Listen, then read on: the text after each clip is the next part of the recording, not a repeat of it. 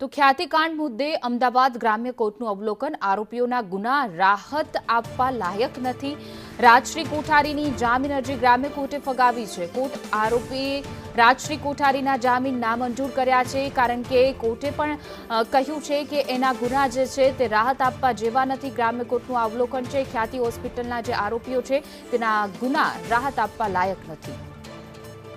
વધુ વિગતો સાથે અમારા સંવાદદાતા દિવ્યા ચૌહાણ જોડાઈ ગયા છે. દિવ્યા, ખ્યાતિકાંડમાં લઈને કોર્ટે પણ ઘણા બધા કહ્યું છે કે આરોપીઓના ગુના જે છે તે ગંભીર છે. શું છે વધુ અપડેટ?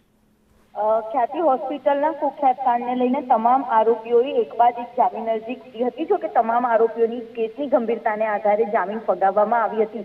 હવે કેસમાં ચાર્જશીટ બાદ રાજશ્રી કોઠારીએ પણ રેગ્યુલર જામીન અરજી કોર્ટ સમક્ષ મૂક્યા હતા અને કેટલાક કારણો પણ દર્શાવ્યા હતા. જો કે કારણોને આધારે પણ કોર્ટે તમામ કારણોને જોતા અને જો આવા આરોપીઓને ગંભીર ગુના સાથે જોડાયેલા છે, જેનો સમાજમાં પણ દાખલો ખોટો બેસી શકે છે અને જે પ્રકારે દર્દીઓના ખોટા હૃદય ચીરી નાખ્યા હતા, તે તમામ દર્દીઓની સાથે જે ગુનાહિત કાવતરું આખું ષડયંત્ર કર્યું હતું, તે તમામ બાબતોને ધ્યાનમાં રાખીને કોર્ટે મહત્વના અવલોકન સાથે આવા આરોપીઓને જેલમુક્ત ન કરી શકાય તે પ્રકારના અવલોકન સાથે ગુજરાત હાઈકોર્ટે રાજશ્રી કોઠારીની જામીન અરજી છે તે નામંજૂર કરી છે. ટ્રસ્ટી મંડળના સભ્ય તરીકે રાજશ્રી કોઠારી ત્યાં કાર્ય કરતા હતા અને તે પ્રકારની જેની કામગીરી હતી, જેમાં તમામ નાણાકીય વ્યવહારોની જે તમામ બાબતો હતી તેની સામે સંડોવાયેલા છે અને તે બાબતની તપાસ પણ કરવાની છે, જેને લઈને આરોપીના જામીન નામંજૂર કરવામાં આવ્યા છે.